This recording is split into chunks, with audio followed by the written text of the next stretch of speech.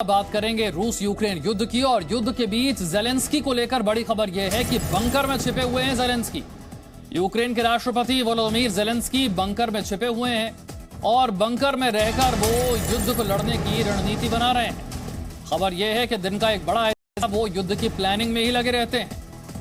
फिलहाल ज़ेलेंस्की जो हैं वो बंकर में हैं। इससे पहले कई बार ये कहा गया था कि वो यूक्रेन छोड़कर जा चुके हैं, लेकिन फिर उनकी तरफ से बार बार ये बात दोहराई गई कि वो यूक्रेन छोड़कर कहीं जाने वाले नहीं हैं।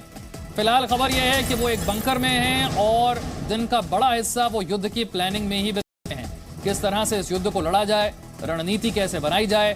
आपने हाल ही में देखा रूस के बेलगोरोद में जो तेल डिपो था वहां पर यूक्रेन की तरफ से हमला किया। अब तक आप देख रहे थे कि रूस हमले कर रहा है, अब आप ये भी देख रहे हैं कि यूक्रेन की तरफ से रूस अलग अलग हिस्सों में भी अटैक किए जा रहे हैं। यानी कि ज़ेलेंस्की इस युद्ध को हारने के लिए, सरेंडर के लिए तैयार नहीं है। वो इस युद्ध को लड़ना चाहते हैं और वो दिखाना चाहते हैं दुनिया को कि नुकसान सिर्फ यूक्रेन का नहीं होगा, नुकसान रूस का भी होगा। और जब वो रूस का नुकसान करते हैं तो उसके वीडियो जारी करते हैं, पूरी दुनिया को दिखाते हैं कि यूक्रेन की सेना को कमजोर समझने की भूल ना की जाए। यह युद्ध लंबा चल सकता है। तो हम क्यों कह रहे हैं कि ज़ेलेंस्की के दिमाग में इस वक्त सिर्फ जंग चल रही है। युद्ध के बीच ज़ेलेंस्की बंकर में है और खबर यह है कि दिन का एक बड़ा हिस्सा, जो जानकारियां हैं उसके मुताबिक 22 घंटे वो दिन के अपने रणनीति बनाने में बिता रहे हैं। पूरे दिन में 2 घंटे ही सो रहे हैं। हर चौथे दिन बंकर से वो बाहर आते हैं, हालात का जायजा लेने के लिए वो बंकर से बाहर निकलते हैं और फिर वो बंकर में छिप जाते हैं। क्योंकि जिस तरह से बमबारी हो रही है, जिस तरह से अटैक हो रहे हैं, एयर स्ट्राइक की जा रही है, ज़ेलेंस्की की जान को भी खतरा है और ऐसे में अपने आप को सुरक्षित रखने के लिए वो बंकर में ही रहते हैं। जानकारी यह है कि 4 दिनों के बाद वो बाहर आते हैं स्थिति का जायजा लेने के लिए, बाहर हालात को समझने के लिए, और फिर बंकर में ही चले जाते हैं। यूक्रेन के राष्ट्रपति ज़ेलेंस्की ने देश के पूर्वी हिस्सों में हालात बेहद मुश्किल होने का दावा किया है। ज़ेलेंस्की के मुताबिक रूस की सेना खार्किव की तरफ तेजी से बढ़ रही है। रूस बड़े हमले की तैयारी में, यूक्रेन भी रूस की सेना पर पलटवार करने के लिए तैयार है। हम भीतरी और बाहरी संसाधनों का इस्तेमाल कर रहे हैं। तो यूक्रेन के राष्ट्रपति का यह बयान है। На сході нашої країни ситуація залишається вкрай складною. Російських військових наганяють на Донбас, на Харківський напрямок також. Вони готуються до нових потужних ударів. Ми готуємось до ще більш активної оборони. Використовуємо всі можливості, як внутрішні, так і зовнішні. На сході нашої країни ситуація залишається вкрай складною. Російських військових наганяють на Донбас, на Харківський напрямок також. Вони готуються до нових потужних ударів. Ми готуємось до ще більш активної оборони. Використовуємо всі можливості, як внутрішні, так і зовнішні. अगली बड़ी खबर यह है कि यूक्रेन के एयर स्ट्राइक के बाद रूस ने भी पलटवार किया है। रूस ने यूक्रेनी सेना पर एक बड़ा हमला किया। यूक्रेन के सैन्य अड्डे पर क्रूज मिसाइल दागी गई है। ओनिक्स क्रूज मिसाइल से रूस ने हमला किया है और इस हमले में यूक्रेन के 40 सैनिकों की मौत का दावा रूस ने किया। इससे पहले आपने देखा था कि यूक्रेन ने रूस के बेलगोरोद में एक तेल डिपो को निशाना बनाया था और फिर उस वीडियो को जारी कर दुनिया को दिखाया था कि रूस को किस तरह से नुकसान हो रहा है। अब उसी पर पलटवार रूस ने भी किया है।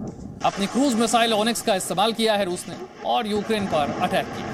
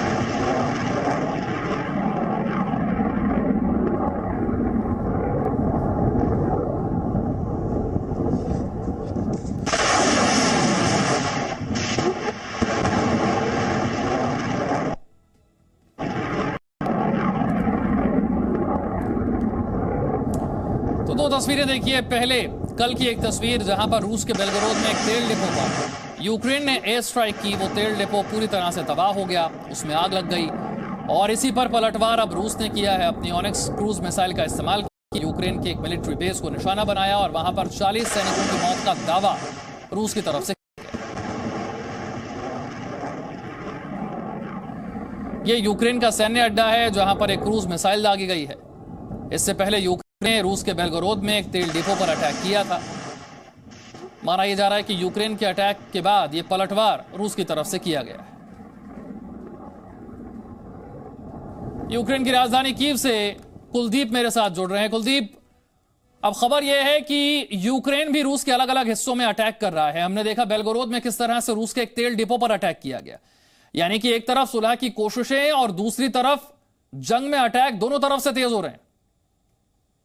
बिल्कुल बिल्कुल, दोनों तरफ की बातें हो रही हैं, लेकिन अटैक चल रहे हैं। अभी दिनेपर पित्रोस में हुआ अटैक, पलतावा में हुआ, क्रेमिंचुक में हुआ है, ये जो अब रात खार्कोव में तो चल ही रहे हैं, उधर दनबास में चल रहे हैं। लेकिन कीव, मतलब पिछले 2 दिनों से कीव में ऐसा कुछ नहीं है, कोई धमाकों की आवाज सुनने को नहीं मिल रही है। इरपिन से पूरी जगह को खाली करा लिया गया है, गस्तोमेल खाली हो गया है, ब्रवेरी खाली हो गया है, उधर से बूचा जो है ये जगह खाली करा ली गई है। ये सारी जगह अब दोबारा से यूक्रेन के कब्जे में है। लोगों को या तो उनके सिपाहियों को मार दिया गया है या फिर उनको भगा दिया गया है वहां से। तो इस समय सारी जगह जो है अपने कब्जे में है यूक्रेन के। जो बड़े शहर हैं, चाहे वो खार्किव हो, चाहे वो मारियोपोल हो, यहां पर क्या हम समझें कि तबाही और बर्बादी, अटैक ज्यादा हो रहे हैं, या कोई ऐसे हिस्से हैं जो पूरी तरीके से अब रूस के कंट्रोल में? देखिए, है कुछ हिस्सा है रूस के कंट्रोल में, मारियोपोल, बाकी खार्कोव अभी कंट्रोल में नहीं है। ज्यादा तबाही है वहां पर। ऐसा देखिए, दनबास की लड़ाई तो 2014 से चल रही है, वो कोई नई बात नहीं है, सिर्फ उसको थोड़ा तेज कर दिया गया है।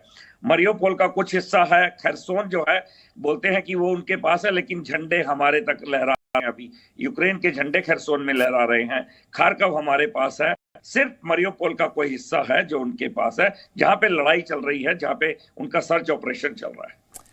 पूरी दुनिया समझने की कोशिश कर रही है कि यूक्रेनी राष्ट्रपति जो हैं, ज़ेलेंस्की जो हैं, उनके दिमाग में क्या चल रहा है, क्योंकि अब खबर यह है कि दिन का बड़ा हिस्सा जो है वो अब युद्ध की रणनीति बनाने में लगा रहे हैं। बंकर में वो हैं, 4 दिन के बाद बाहर आते हैं, स्थिति का जायजा लेते हैं, सारा समय जो है वो युद्ध की रणनीति बनाने में लग रहा है। बिल्कुल बिल्कुल, युद्ध की रणनीति बनाने में लगा रहे हैं मैक्सिमम समय, क्योंकि लगता नहीं है कि कहीं पे भी संधि हो पाएगी, कहीं पे भी बातचीत से बात बन पाएगी। बात चलती है, वहां पे बात चल रही होती है और यहाँ पे उनकी एयर जो स्ट्राइक्स कर रहे होते हैं, यहाँ पे मिसाइल दाग रहे होते हैं। तो इस करके कहीं पे लगता नहीं है कि कहीं पे भी कंप्रोमाइज हो जाएगा। जैसे भी यहाँ के लोग भी देखते हैं कि हिंदुस्तान में फॉरेन मिनिस्टर आए हैं रशिया के, कि शायद मोदी जी उसमें कुछ इंटरेस्ट लेकर कहीं संधि करा पाए। हर आदमी की कोशिश है। देखिए, कोई भी नहीं चाहता यूक्रेन का, लेकिन एक मजबूरी है, ताकि अपनी आत्मरक्षा के लिए इन्होंने हथियार उठाए हैं। बच्चे हों, बड़े हों, बूढ़े हों, हर आदमी ने हथियार उठा रखा है इस समय, और हर आदमी लड़ने के लिए तैयार है। ये लोग छोड़ेंगे नहीं। देखिए, अभी तक इतना टाइम हो गया, 37वां दिन है, आज तक किसी भी जगह पर ये लोग कब्जा नहीं कर पाए हैं। जबकि जो जॉर्जिया की लड़ाई थी, इन्होंने 5 दिन में जीत ली थी, क्योंकि यहाँ हर आदमी लड़ने को तैयार है। और कीव पर मुझे नहीं लगता कि आने वाले 2-4 महीने में भी ये कीव तक पहुंच पाएंगे। कुलदीप, आप हमारे साथ बने रहिए, एक रिपोर्ट अपने दर्शकों को दिखाते हैं और फिर मैं आपके पास लौटूंगा कुछ और जानकारियों के लिए। रूस यूक्रेन जंग के बीच सुपर पावर अमेरिका और रूस आमने सामने हैं। स्वीडन में रूस की घुसपैठ के बाद अमेरिका ने रूस को ललकारा है। अब रूसी सीमा के पास अमेरिकी न्यूक्लियर बॉम्बर्स मंडराते हुए नजर आ रहे हैं।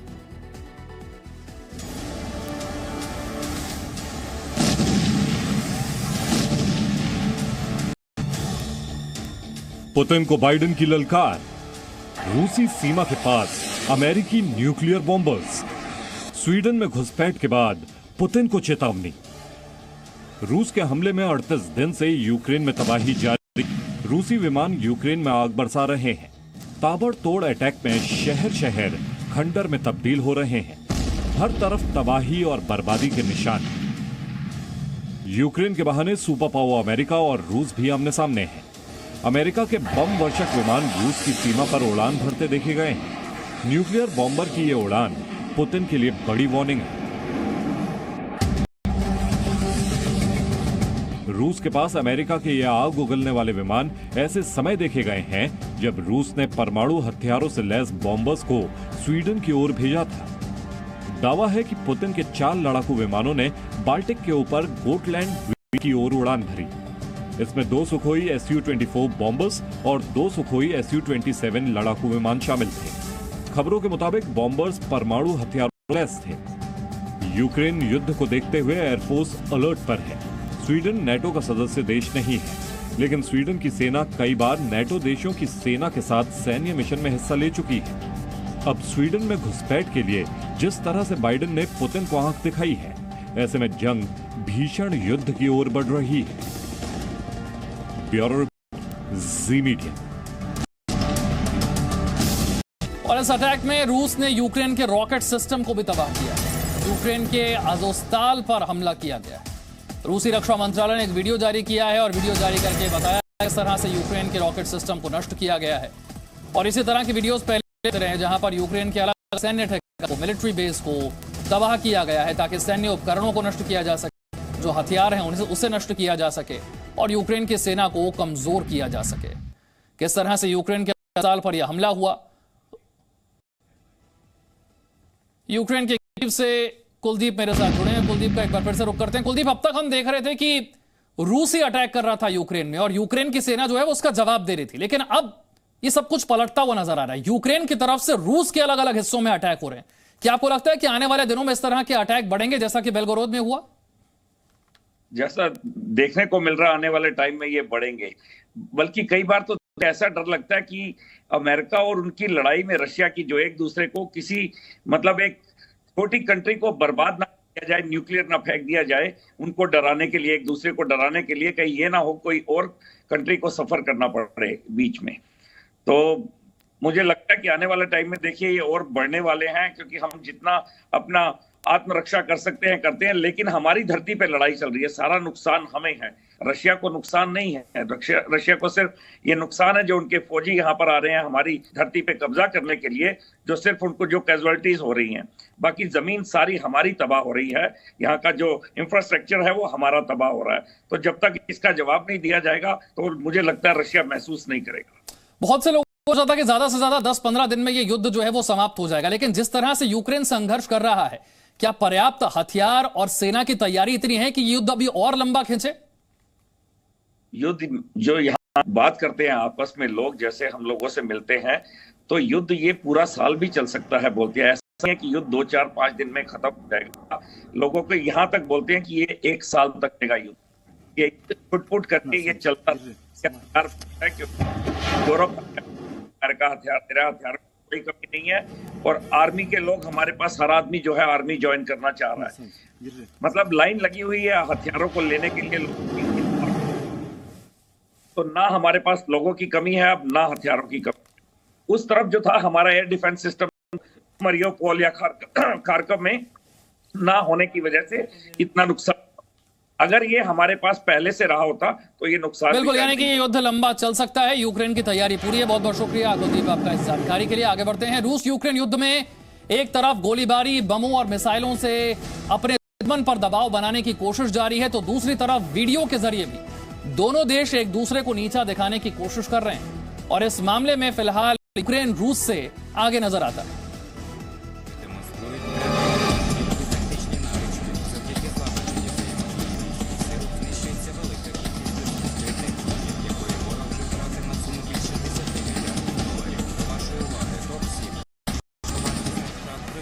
रूस यूक्रेन युद्ध में दोनों से चल रहे बमों और मिसाइलों को तो आपने देखा है, लेकिन इस युद्ध में चल रहे वीडियो वॉर पर आपने ध्यान नहीं दिया होगा, क्योंकि ये ऐसी लड़ाई है जो आपकी आंखों के सामने चल रही होती है, लेकिन आपका ध्यान नहीं जाता।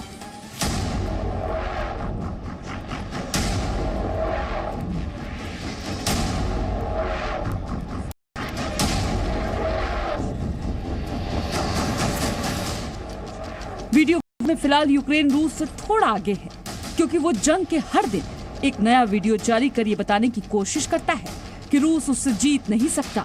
अब इस वीडियो को ही देख लीजिए, जिसमें यूक्रेन ने रूस के टैंकों पर कब्जा करने और उसके हथियारों को नष्ट करने का दावा किया है।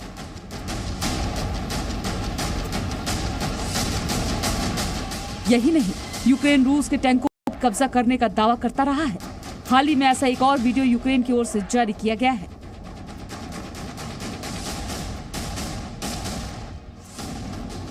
अब ये वीडियो देखिए जिसमें आपको एक हेलीकॉप्टर का मलबा दिखाई देगा। तस्वीरों में आप देख सकते हैं कि यह हेलीकॉप्टर पूरी तरह से तबाह हो गया है। इस वीडियो में यूक्रेन ने दावा किया है कि उसके एक एंटी एयरक्राफ्ट मिसाइल ने रूसी हेलीकॉप्टर Mi-28N को निशाना बनाया था और इस मिसाइल अटैक के बाद हेलीकॉप्टर का पिछला हिस्सा टूटकर गिर गया, लेकिन हमले में हेलीकॉप्टर के दोनों पायलट बच गए।